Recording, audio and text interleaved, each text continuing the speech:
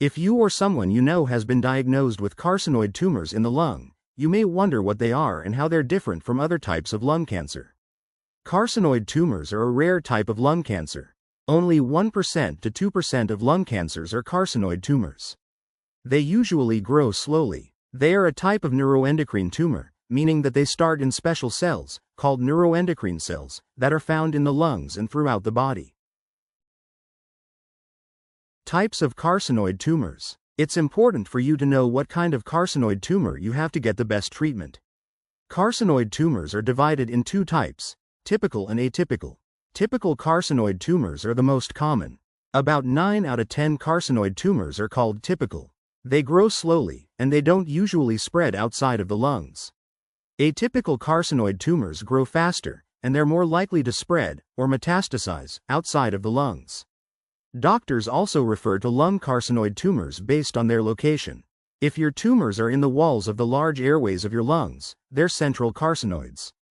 If they're found in the smaller airways closer to the edges of your lungs, they're peripheral carcinoids. The outlook is often good. Among people with typical carcinoid tumors of the lung, about 85% to 90% live another 5 years or more, as do 50% to 70% of those with atypical carcinoids. Causes and risk factors. Researchers don't really know the causes of carcinoid tumors in the lung. They have found that typical carcinoids don't seem to be linked to smoking, but atypical carcinoid tumors are found more often in people who do smoke.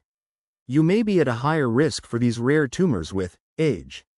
You can get carcinoid tumors at any age, but they happen most often in people 45 to 55 years old. Gender. Carcinoid tumors are more common in women than in men. Race, ethnicity. These tumors are more common in whites than in other racial and ethnic groups. Family history. Your risk is higher if you have family members with carcinoid tumors. Multiple endocrine neoplasia type 1. This inherited syndrome raises your chances of getting lung carcinoid tumors, as well as tumors in the pancreas and the pituitary and parathyroid glands.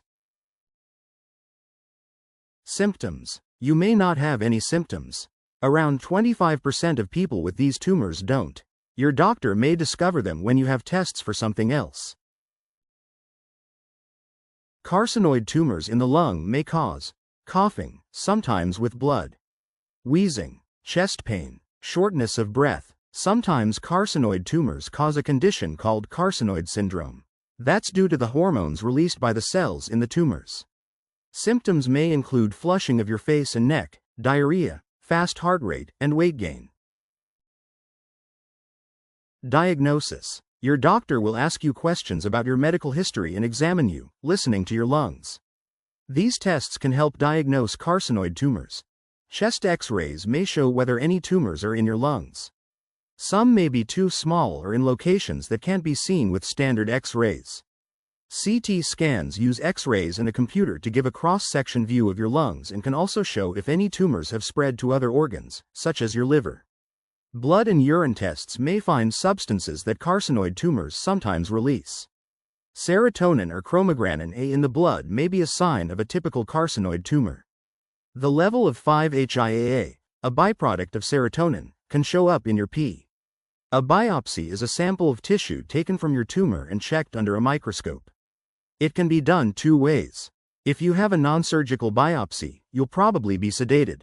Your doctor may insert a bronchoscope, a type of thin, flexible camera, into your lungs to look at the tissue. If you have a surgical biopsy, you'll have anesthesia and may need to stay in the hospital. It will take longer to recover, too.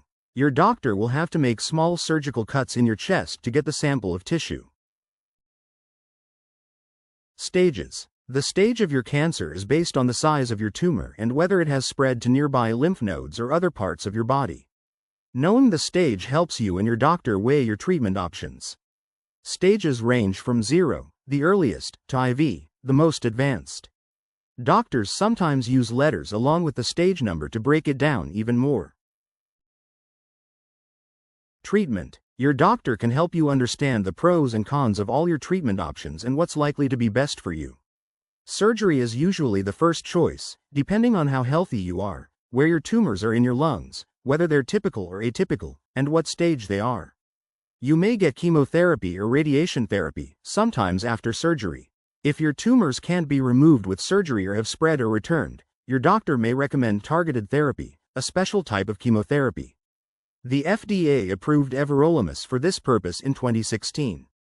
Certain drugs can ease symptoms caused by hormones that your tumors release and may slow their growth. A clinical trial may be an option if other treatments aren't a good fit for you. In clinical trials, researchers study the safety and effectiveness of new treatments. Your doctor can help you look for a clinical trial that you may be eligible for. Make sure you know what's involved, including the risks, benefits, and where you'll go for treatment before you sign up.